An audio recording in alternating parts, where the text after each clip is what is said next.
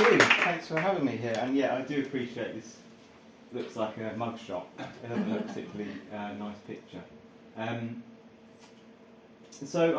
My main research area is in conspiracy theories, and I think it's one of those things you can kind of think about, and everyone can kind of come up with their own.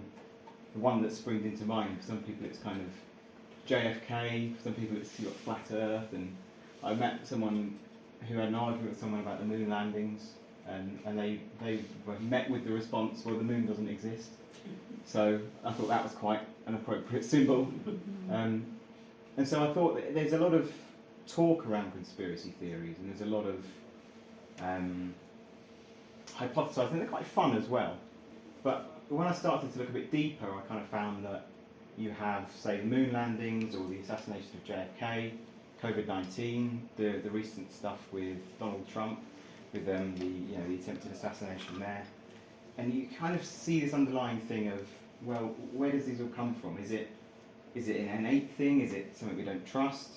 And I think a lot of them tend to stem from this idea of something unexpected and big has happened that we can't quite fathom, we can't quite control, so we're going to speculate because we're humans and that's what we do.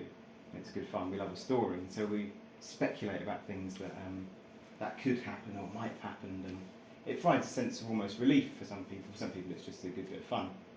And so I thought with this presentation I'd go into, sort of define what a conspiracy theory is for starters, go into the psychoanalytic model that I'm going to be using to analyse conspiracy theories, and then show you a few of the ones that I've been looking at in research. And so with every good PhD, this started in the pub. It was January or February 2020, and I had a friend say to me, Callum, did you know that COVID-19 isn't real, it doesn't exist? And I was trying to be, I'm not going to, okay, great, thanks, mate. And I finished my beer, and a few months later, during Eat Out to help out, he came back and said, Callum, I'm telling you, COVID-19 doesn't exist, it's not real, there's no such thing as COVID-19, it's not real, it doesn't exist. And I said, okay, cool. And then I saw an article, and it wasn't true in the end, but it said COVID-19 might have originated in a lab. It could have been, it wasn't true, it was debunked, but I said to this friend, did you hear COVID-19 might have originated in a lab? And he said, yeah, that's what I've been trying to tell you. And I thought, no, you haven't. You've been telling me it doesn't exist. And I suddenly had this moment of, well, where does this correlate? How is me telling you it does exist, and it came from a lab, correlate with no, it doesn't exist? And it's kind of one of these moments where you think, this isn't a logical decision making, it's more of an emotional, affective thing. So I went to Bournemouth University and I spoke to Candida Yates, who retired 7 days ago. I don't know what I said, but she kind of guided me through this process of how to create a PhD project with it. So that's what I'm going to be discussing with you today. So, brief background, I've got some notes as well because I'm a bit nervous and I might forget. So they're here on my little lectern. So contemporary UK political culture reflects a pervasive public distrust in governmental bodies and their affiliated institutions. There's escalating polarisation, anger and heightened emotions shaping our political landscape.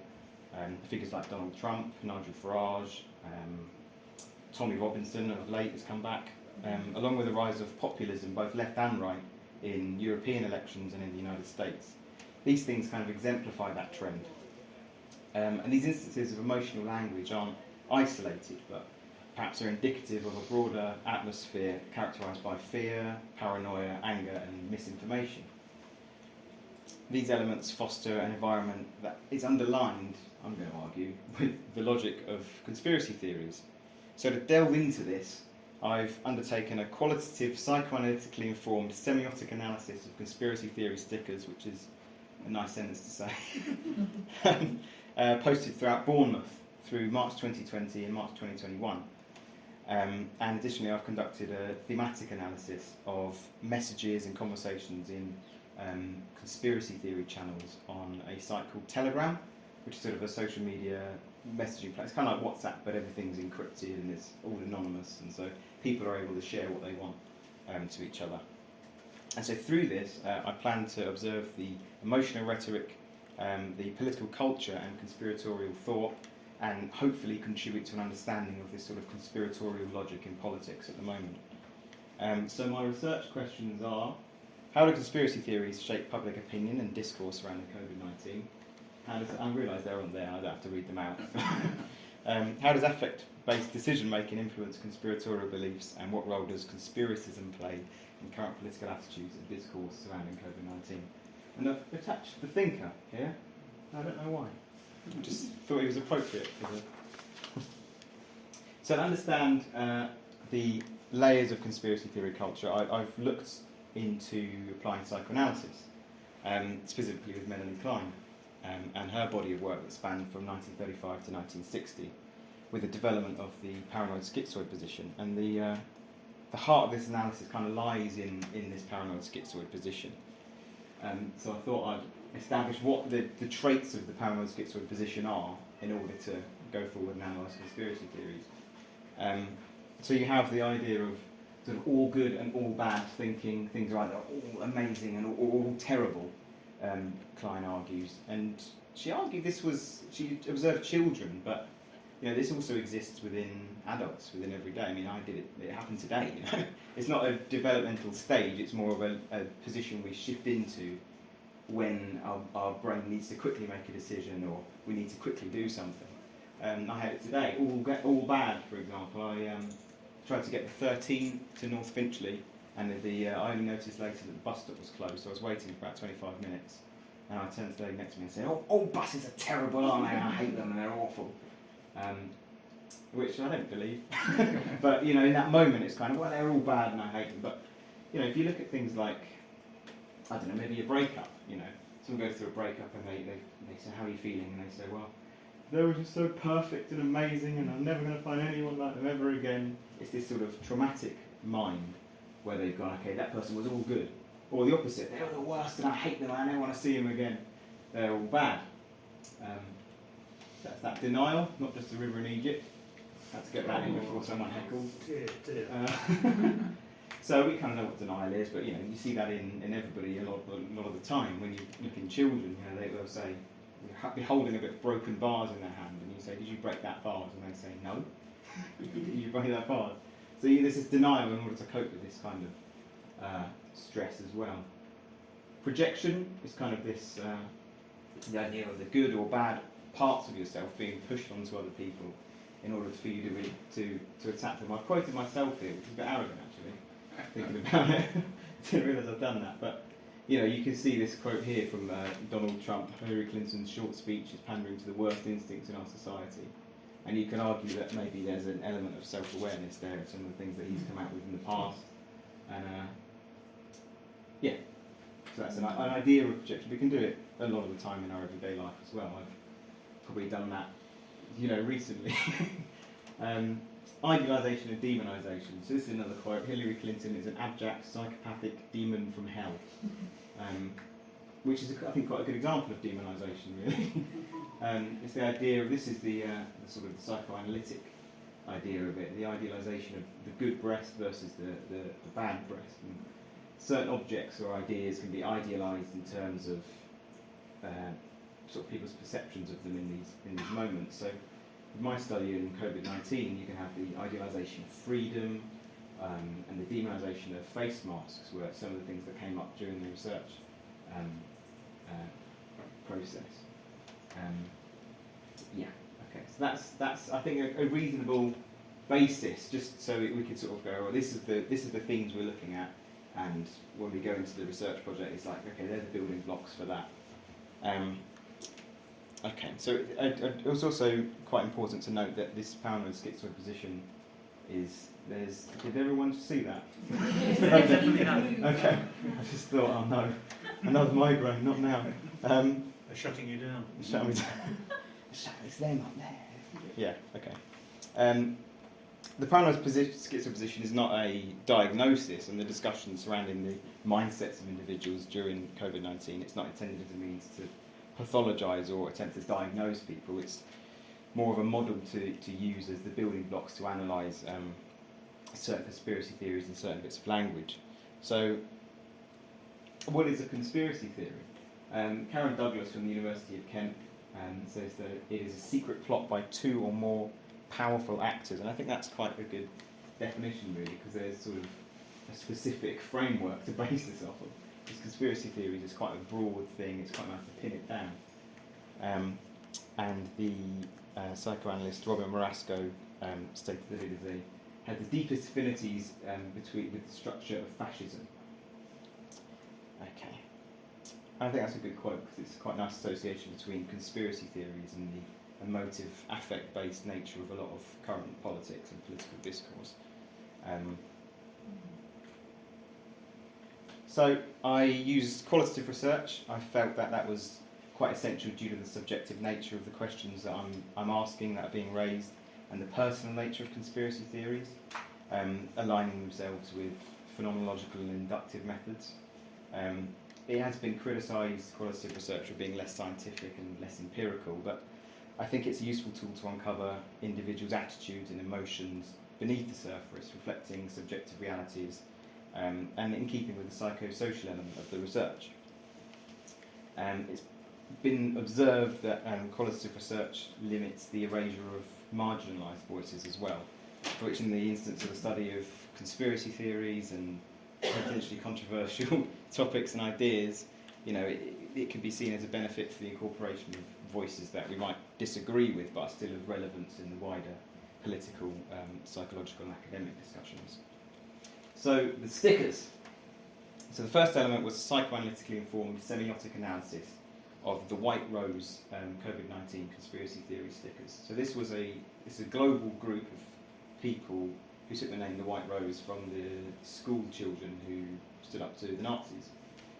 So you can already start to see this idea of how they position themselves in relation to society. And so they have Telegram groups where they'll everywhere across the planet, where they discuss these conspiratorial things. They share stickers, they share posters, they share ideas, but they're also localised as well. So you'll have a group for London, a group for Dorset, a group for Bournemouth specifically, all around the world.